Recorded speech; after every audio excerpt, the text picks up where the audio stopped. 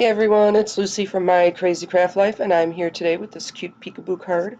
I watched a video from Jennifer McGuire the other day, and I thought this would be a perfect card to use with this Pink and Main Season of Change stamp set. Now, for this card, you're going to need 3 pieces of paper. You're going to need one that is 4 1/4 by 8 1/4, and it's scored at 2 3/4. You need a piece that is 4 1/4 by 8 1/2, and it's scored at 4 1/4. And then you need one that's 4 1/4 by 5 3/4, and it's scored at 5 1/2. And the first piece is going to be the front of the card. The second piece will be the inside, and then the third piece is the slider portion of it. So when you are making this, you're going to put a window and decide. Now, you can see that this is a white base, and the one in the picture was actually a brown base. I made this card, and after I made it, I decided I really didn't like it.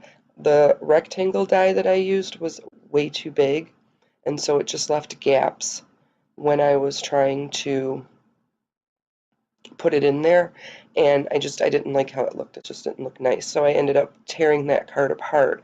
I also thought that it was just a little too white. There was just too much open white space, and I wanted it to be a little bit darker, especially with the fall, so I ended up going with that brown cardstock.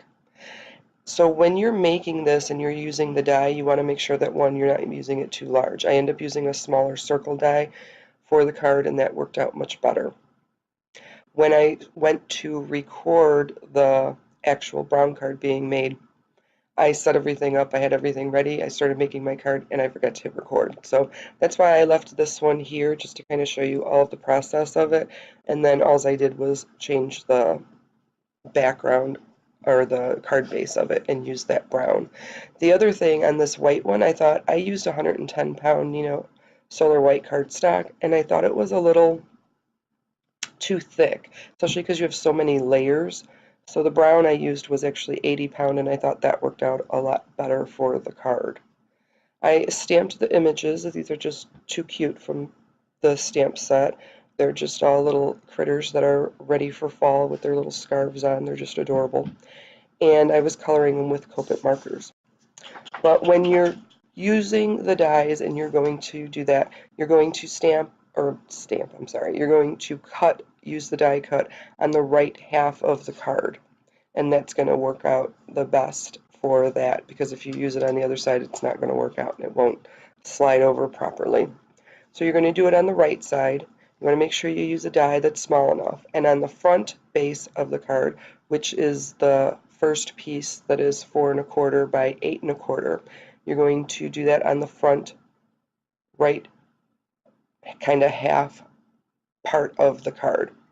I just happen to do it on the top, but it really doesn't matter which way that you do it. You're just going to have to line up the image when you do that.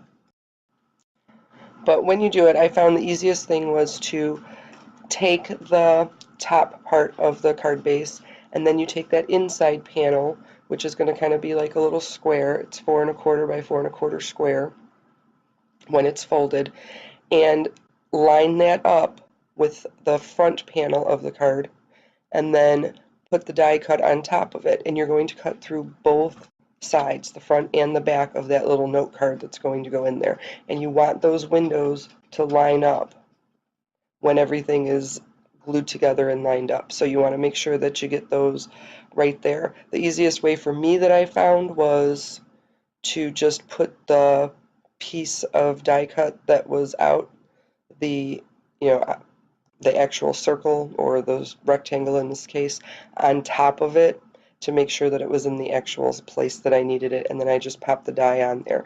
I did end up having to cut through the back panel a second time. I just, set it on there. There was already a groove there. It just didn't completely cut through. So that is the big things with that you want to make sure that that window is going to line up properly.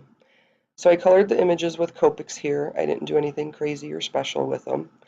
When you're putting it together, you're going to take that third piece of paper, the 5 3/4 ones that have 1/4 of an inch score line, and that is going to be folded back and then taped to the little note card, the second piece of paper that's like your square note card right on the edge. And then you're going to take your top portion of the card that's going to be the front of it, and that is going to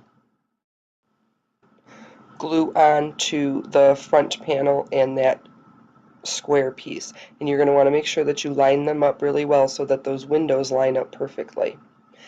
Then when you're going to put your images in, you're going to make sure that they line up when you have the card open into that window, and then when you have it closed into that window. Now, like I said, that was just too large and it didn't work right, so I had to cut some of the images down, which is why I ended up changing the whole card, because I didn't like how that worked out. And like I said, the video that Jennifer McGuire has is really a very detailed video, so if you really want to go step by step by step, you can take a look at her video because it's really good. So finishing up the card, I just put the images on. I glued them using some liquid adhesive. I used some roll tape for the images that are going into the flip card. And then this is the one that I actually redid. I used a couple sentiments, happy fall on the front, and sending comforting thoughts in this season of change. And that's about it. So I hope you enjoyed the video. Thank you for joining me, and I hope everyone has a great day. Take care.